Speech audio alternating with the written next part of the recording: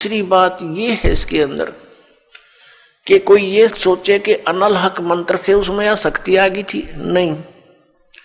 उस अनल हक मंत्र के जाप करने वाला पूरा गांव था, नगर था, आसपास के और भी बहुत लोग थे जो वैसे उपदेशी थे, आसपास के बहुत से उनके शिष्य थे, लेकिन वो गुप्त रखते थे, सामने किसी को बताते नहीं थे लोक लाज के कारण। तो कहने का भाव ये है कि उस एक मंसूर के अंदर ये क्यों काम कर गया और सिमली में नहीं किया उसने। ये पिछले ही पुण्य से होते हैं पूर्ण हंस मुराद, ये पूर्व जन्म के संस्कार थे, उस मंत्र का इसमें कोई योगदान नहीं था। अब प्रसंग जो चल रहा है उसी पर हम थोड़ा सा डिस्कस करते हैं कि जिस परमात्मा के लिए इतनी कुछ कुर्बानियां संत महात्माओं ने की, तो वो कैसा है भगवान, ये तो अंडरस्टूड है कि वो कितना सुखदाई होगा और वहां जाने के बाद प्राणी को कैसा सुख होगा। उसके लिए हम फिर कौन सी विधि अपनावें, कौन से ग्रंथ को सत्य माने, किस गुरु की बात पर विश्वास करें। कोई कुछ विधि बताता है, कोई कुछ विधि बताता है और सभी कहते हैं तुम्हारा कल्याण होगा, तुम्हें मोक्ष प्राप्ति होगी। तो उसके लिए हमने ये जानने के लिए कि कौन सा मंत्र, कौन सी विधि है, वे ऑफ वर्शिप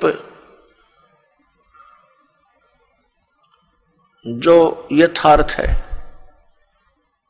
अब जो भी संत कोई मंत्र देता है तो उसके उपासक उसको यही मान लेते हैं कि यही सही है।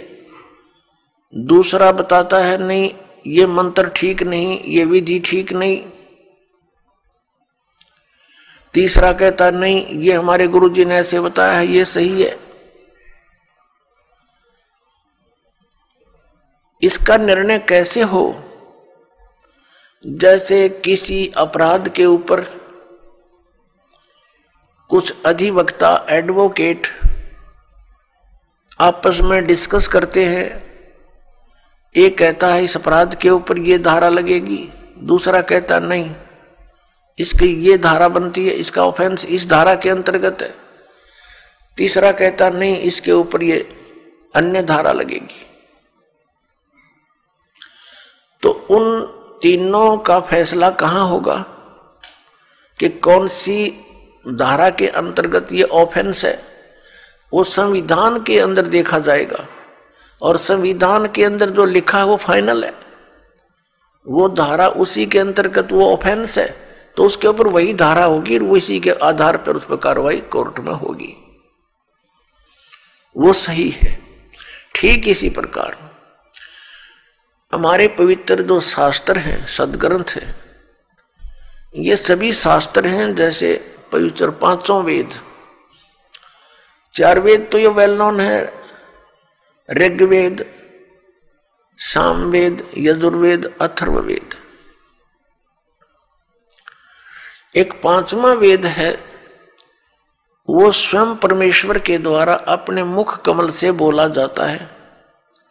प्रत्येक युग में परमात्मा अपने उस तीसरे मुक्ति धाम से यानी सतलोक से चलकर आते हैं और अपने मुख कमल से उस यथार्थ ज्ञान पांचवें वेद को बोलते हैं। वो लिपिबद्ध कर लिया जाता है, वो पांचवा वेद होता है, वो कबीर वाणी है, वो परमेश्वर के मुख कमल से निकली सच्चिदानंद घन ब्रह्म की वाणी है। गीता जी अध्याय नंबर 4 के श्लोक नंबर 32 में गीता ज्ञानदाता कहता है कि अर्जुन, जो विधि साधनाएं आपने गीता अध्याय नंबर 25 के श्लोक 31 तक सुनी, कोई कैसी साधना करता है, कोई हठ योग करता है, कोई स्वाध्याय ही करता रहता है, कोई अन्य देवताओं की पूजा करता है, कोई कठिन घोर तप करता है, कोई अहिंसावादी है जैसे मुख पर पट्टी बांध कर नंगे पैरों घूमना, कोई केवल योग अभ्यास हठ योग करके समाधिस्थ होने की चेष्टा करता है, कोई प्राण अपान की क्रियाएं करता रहता है, कोई श्वासों को बाहर निकलते अंदर जाते देखता रहता है।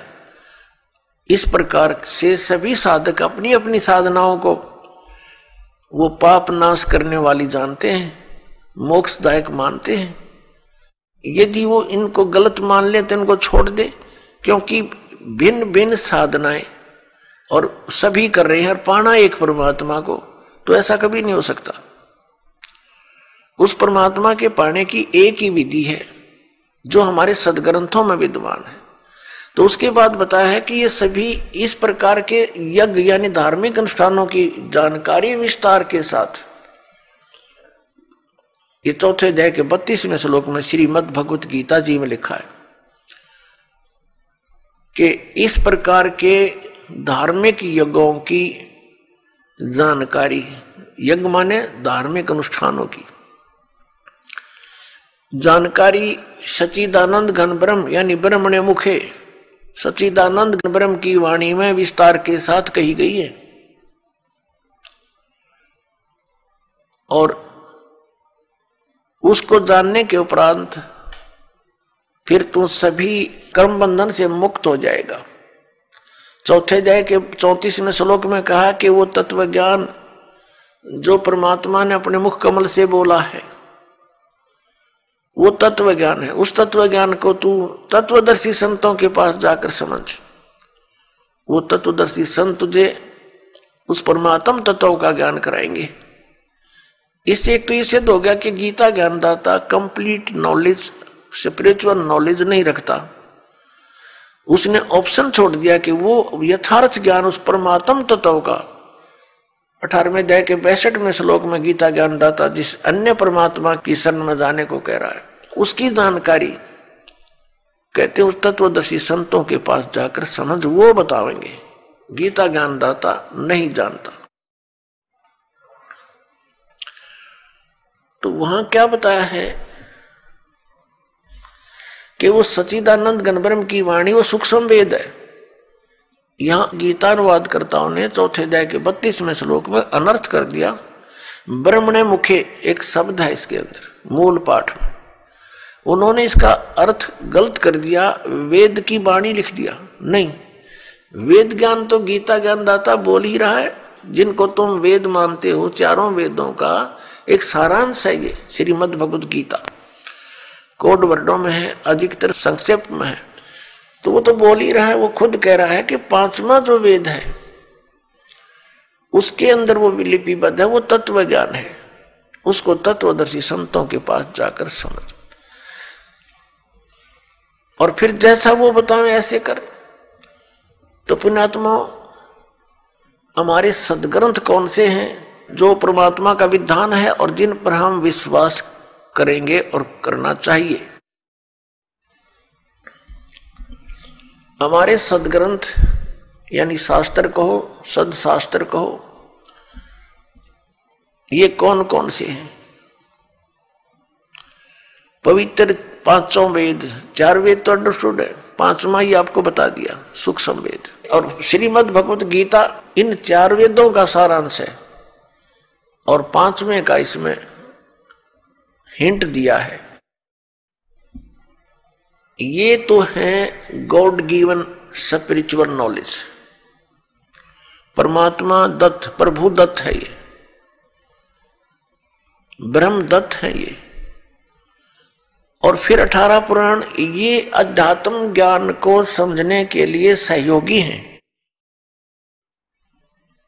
और इनके अंदर जो वे ऑफ वर्शिप लिखी है, यदि वो वेदों से मिलती है, श्रीमद् भगवत गीता से मिलती है, तो वो तो सही है। उतना तो वेदों और गीता वाला ही ज्ञान है। बाकी उस वेद, उस पुराण के वक्ता के घर का है, उसका अपना अनुभव है। अब उसका अनुभव वेदों और गीता से नहीं मिलता तो हमें मान्य नहीं है, हमें स्वीकार्य नहीं है। क्योंकि पुराण कौन है? पुराण क्या है? ये श्री ब्रह्मा जी ने बोला ज्ञान है। ये 4 वेद, ऋग्वेद, सामवेद, यजुर्वेद, अथर्ववेद, ये 4 वेद ब्रह्म ने अपने पुत्र रजगुण ब्रह्मा जी को दिए थे। और ये 5 वेद, ये सूक्ष्म वेद सहित ये 5 वेद पूर्ण परमात्मा ने, सत्य पुरुष ने, परम अक्षर ब्रह्म ने इस ब्रह्म के अंदर, ज्योति निरंजन के अंदर फीड कर दिए थे और उसमें टाइम फिक्स कर दिया था कि इतने समय के उपरांत ये सब तय इसकी श्वासों से बाहर आएंगे। जैसे कोई मादा है, गाय भैंस है, वो नई दूध होती है, गर्भ धारण करती है, समय आने पर बच्चा ऑटोमेटिकली बाहर आ जाता है। तो ऐसी सतिथि परमात्मा ने, पूर्ण ब्रह्म ने हमारे लिए की थी कि ये बच्चे भगवान को भूल ना जावें, परमात्मा की भक्ति करेंगे इन वेदों अनुसार तो इनको बहुत लाभ होगा, इन पर आपत्तियां नहीं आएंगी, कष्ट नहीं आएंगे।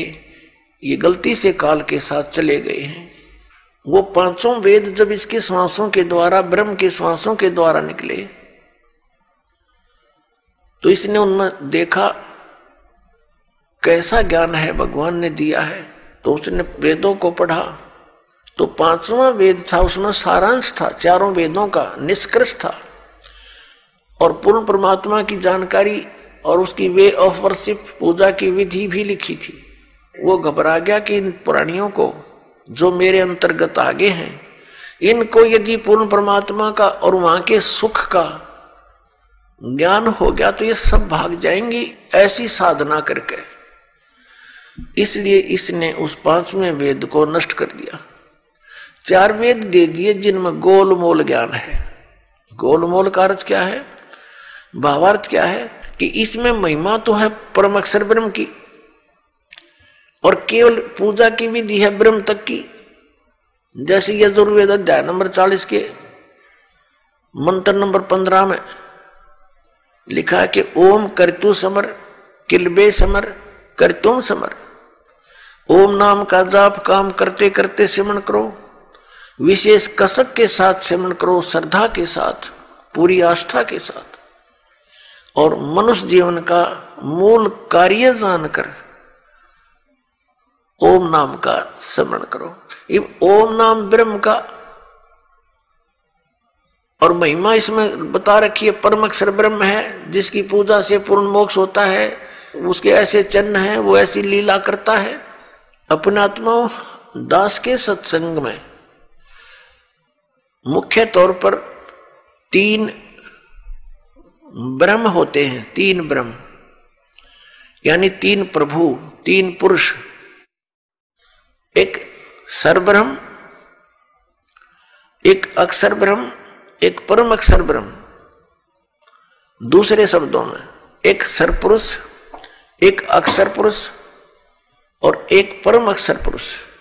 तीसरे शब्दों में ईश्वर, परमेश्वर।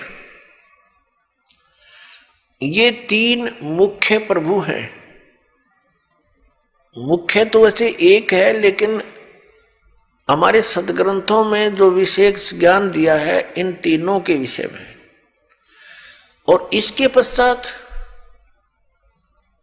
3 प्रभु और माने हैं, रजगुण श्री ब्रह्मा जी, सतगुण श्री विष्णु जी और तमगुण श्री शंकर जी, और आदि शक्ति प्रकृति देवी ये दुर्गा है। इनके बाद फिर बहुत से देवता हैं जो भगवान की भक्ति करके ही कुछ उन्होंने अपने टायर में हवा भर ली, यानी परमात्मा की कुछ भक्ति संग्रहित करके, और वो कुछ सिद्धि युक्त हो करके अन्य प्राणियों से श्रेष्ठ बने दिखाई देते हैं, वो भी देवता हैं।